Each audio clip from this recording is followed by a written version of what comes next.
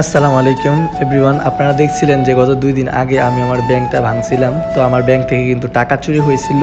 তো যাই হোক, আজকে আমাদের পাশের রুমের বড় ভাই বলতেছে যে সাইফুল আমার ব্যাংকটা ভাঙবো, একটু এদিকে আসো ভিডিও করো। তো দেখতে পাচ্ছেন ভাইয়ের ব্যাংকটা ভাঙলো আমার সামনেই। তো দেখতে পাচ্ছেন এখানে কত টাকা। তো দেখে মনে হবে এখানে খুবই অল্প পরিমাণে টাকা, কিন্তু না ভাই, আপনি ভুল ভাবতেছেন।